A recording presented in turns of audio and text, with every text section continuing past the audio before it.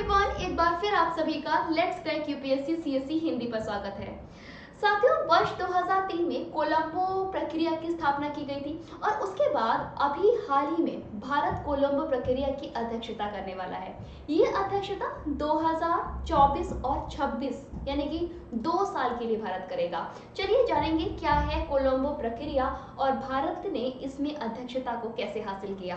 साथियों, इसके बारे में बात करें उससे पहले चर्चा का विषय क्या है, इसको जानना बहुत जरूरी है। असल में 2023 में कोलंबो प्रक्रिया की स्थापना हुई थी, कोलंबो इनिशिएटिव को लिया गया था और भारत अभी 2003 के बाद 2024 में कोलंबो प्रक्रिया की अध्यक्षता करने वाला है। और ऐसा करने वाला ये एक पहला देश नहीं है, इससे पहले भी कई ऐसे देश हैं जो इस प्रक्रिया में अध्यक्षता की भूमिका निभा चुके हैं। साथ ही अगर इसकी अध्यक्षता की बात की जाए तो ये 2 साल की अध्यक्षता रहेगी, यानी कि 2024 से 2026 के बीच में भारत कोलंबो प्रक्रिया में अध्यक्षता करेगा।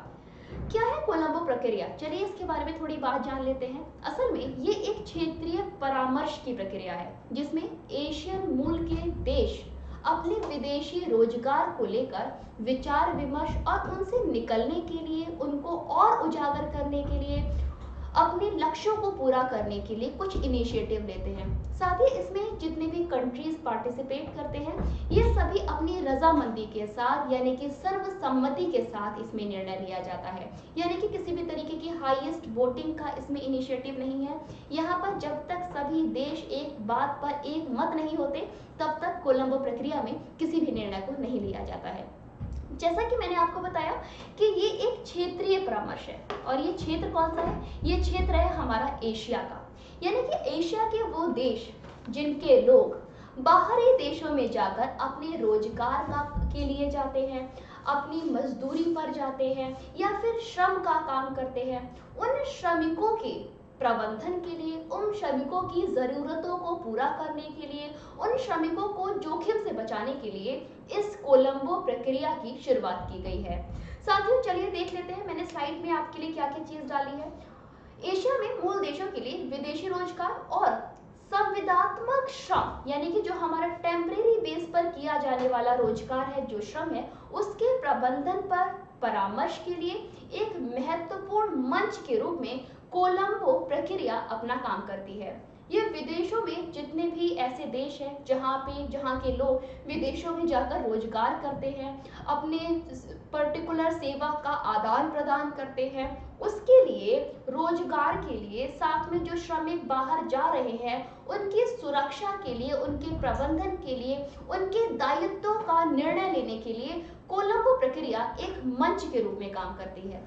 साथियों, नेक्स्ट पॉइंट की तरफ चलेंगे उससे पहले अनअकैडमी आप लोगों के मेंस प्रोग्राम के लिए मेंस इनरिचमेंट प्रोग्राम लेकर आया है, जो कि यूपीएससी मेंस 2024 की प्रिपरेशन करा रहा है। आप लोग देर मत कीजिए, इसमें इनरोल कर लीजिए और मैक्सिमम डिस्काउंट के लिए मेरा रेफरल कोड है श्रेया10, आप इसे लगाना मत भूलिएगा। क्यों? क्योंकि जो ये इनरिचमेंट प्रोग्राम है ये कम्प्लीटली मेंस ओरिएंटेड कोर्स है जो आपको मेंस की टेस्ट सीरीज प्रोवाइड करता है, आंसर राइटिंग की प्रैक्टिस कराता है, क्विक रिवीजन नोट्स देता है और एडिटोरियल के सारे समरीज भी प्रोवाइड करता है। तो उसके लिए अनअकैडमी के साथ जुड़ना मत भूलिएगा और स्पेशली अनअकैडमी एप्लीकेशन को डाउनलोड कर लीजिएगा। चलिए साथियों, चलते हैं मुद्दे की तरफ। अब हम देखेंगे कि जो हमारी कोलंबो प्रक्रिया है इसमें सदस्यता का क्या सीन है। अगर हम देखें तो एशिया के 12 सदस्यीय देश हैं जो कि प्रवासी श्रमिकों के मूल देश हैं, यानी कि ऐसे देश जहां के लोग बाहरी देश में जाकर श्रम का काम करते हैं। ऐसे 12 देशों के सदस्यों से बना हुआ ये एक कोलंबो प्रक्रिया है जो कि पूरी तरीके से रजामंदी पर किसी एक निर्णय पर पहुंचता है और एक परामर्श की तरह काम करता है। साथियों, अगर सदस्यता की बात की जाए तो Afghanistan, Bangladesh, China, Cambodia, Bharat, Indonesia, Nepal, Pakistan, Philippines, Sri Lanka, Thailand and Vietnam, ये कुछ ऐसे देश हैं जो कोलंबो प्रक्रिया के सदस्य हैं। वहीं पर अगर हमारे देश भारत की बात की जाए तो भारत ने 2003 में इसकी स्थापना के बाद कोलंबो प्रक्रिया की पहली बार सदस्यता कर रहा है, यानी कि अध्यक्षता की भूमिका निभा रहा है। वहीं पर अब बात कर लेते हैं कि कोलंबो प्रक्रिया के उद्देश्य क्या है। असल में साथियों, श्रम के प्रवासन अनुबंध का अनुभव के सबक के लिए सर्वोत्तम प्रथाओं को साझा करने में कोलंबो प्रक्रिया एक मंच के रूप में काम करती है। जितने भी ऐसे लोग हैं, जितने भी ऐसे देशवासी हैं जो प्रवासी हैं, जो मूल देशों से बाहर जाकर विदेश में अपने रोजगार के लिए जाते हैं या फिर श्रम का काम करते हैं, तो देश के समक्ष जितने भी उनसे संबंधित मुद्दे आते हैं उन सभी को परामर्श के लिए कोलंबो प्रक्रिया में परामर्श की जाती है। यानी कि सभी देश आपस में मिलकर श्रमिकों के मुद्दे पर डिस्कशन करते हैं, बातचीत करते हैं, परामर्श करते हैं और किसी एक निर्णय पर पहुंचते हैं। ये जो निर्णय होता है ये सर्वसम्मति के साथ होता है। साथ में विदेशी श्रमिकों के कल्याण के लिए व्यवहारिक समाधान को प्रस्तावित करना ही कोलंबो प्रक्रिया का ही लक्ष्य रहता है, जहां पर कोलंबो प्रक्रिया एक मंच का काम करती है। वहीं पर संगठित विदेशी व्यापार से विकास लाभों को अनुकूलित करना, साथ में गंतव्य देशों के साथ संवाद को बढ़ाने के लिए भी कोलंबो प्रक्रिया महत्वपूर्ण भूमिका निभाती है। साथ में जितने भी सिफारिश से संबंधित कार्यान्वयन होते हैं, सीमाएं होती हैं, उनको देखना, उनकी निगरानी करना, उन कार्रवाइयों को आगे बढ़ाना और सही कदमों की पहचान करने का भी काम कोलंबो प्रक्रिया का रहता है और उसका अध्यक्ष उसकी महत्वपूर्ण भूमिका को निभाता है। साथियों, अगर हम बात करें कोलंबो प्रक्रिया की, तो ये एक गैर बाध्यकारी प्रक्रिया है। इसमें जो निर्णय होता है वो सर्वसम्मति से लिया जाता है।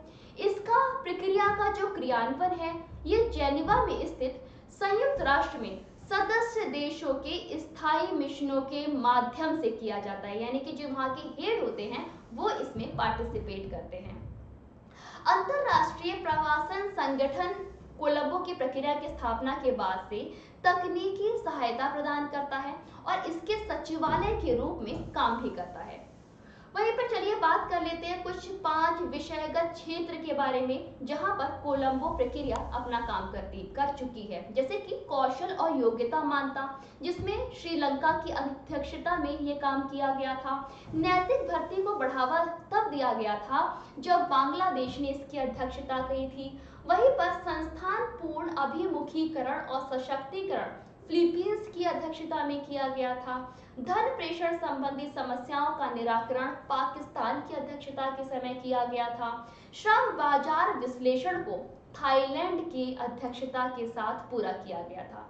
यह है कोलंबो प्रक्रिया। साथियों, आप इसके विषय में क्या जानते हैं कमेंट करके बताना मत भूलिएगा और ध्यान रखिएगा अनअकैडमी आप लोगों के लिए फाउंडेशन बैच लेकर आया है जो कि एक एनसीईआरटी का बैच है। अगर आप इस फाउंडेशन बैच में एनरोल करना चाहते हैं तो मेरा मैक्सिमम डिस्काउंट के लिए रेफरल कोड है श्रेया10, आप इसे लगाना मत भूलिएगा।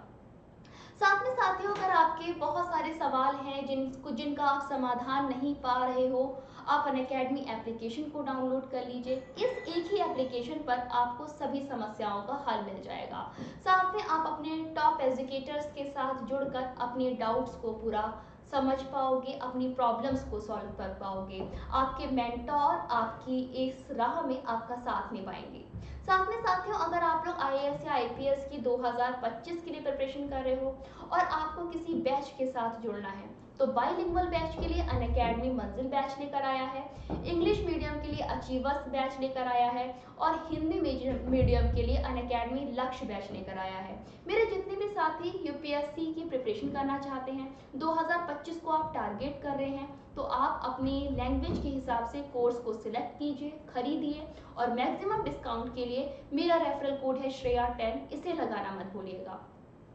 जितने भी बच्चों ने यूपीएससी सीएससी प्रीलिम दिया है और उनको मेंस देना है, अगर आप मेंस की तैयारी को करना चाहते हैं तो देर मत कीजिए, जल्दी से कोर्स में एनरोल कीजिए क्योंकि Unacademy mains enrichment program UPSC mains 2024 के लिए लेकर आया है जो कि मात्र 9,999 रुपए में अवेलेबल है। गाइस, हिंदी मीडियम और इंग्लिश मीडियम दोनों के लिए मेंस प्रोस्पेक्टिव से एक कोर्स तैयार किया गया है। इस पर अगर आपको मैक्सिमम डिस्काउंट चाहिए तो भी आप मेरा रेफरल कोड यूज कर सकते हो जो कि है श्रेया10। अनअकैडमी नीव फाउंडेशन बैच लेकर आया है जो कि यूपीएससी सीएससी 2026 का बैच है। अगर आप लोग नीव फाउंडेशन में इनरोल करना चाहते हो तो प्रीलिम और मेंस के कोर्स के लिए भी आप इनरोल कर सकते हो, क्योंकि यहाँ पे आपको प्रीलिम और मेंस दोनों फाउंडेशन बैच नीव में मिल जाते हैं। गाइस 29 जून को ये बैच आपका लाइव हो रहा है। मेरा रेफरल कोड है श्रेया10, आप इसको लगा के नीव फाउंडेशन बैच पर मैक्सिमम डिस्काउंट ले सकते हो। साथ में जितने भी ऐसे स्टूडेंट हैं जिन्हें अपने आइकॉनिक सब्सक्रिप्शन का फ़ायदा उठाना है तो आप आइकॉनिक सब्सक्रिप्शन के साथ जुड़ जाइए, क्योंकि यहाँ पर कुछ नए फीचर्स भी ऐड किए गए हैं जो कि एआई बेस्ड हैं। आपके answer evaluation, interview guidelines, quick revision module जैसी समस्याओं को दूर करने के लिए कुछ नए फीचर्स को ऐड किया गया है। गाइस आइकॉनिक फाउंडेशन कोर्स ले लीजिए, आइकॉनिक सब्सक्रिप्शन ले लीजिए, जिससे कि इनके एग्जिस्टिंग फीचर और न्यू फीचर के साथ अपनी तैयारी को और बेहतर बना सको। साथ में मैक्सिमम डिस्काउंट के लिए मेरा रेफरल कोड है श्रेया10, इसे लगाना मत भूलिएगा।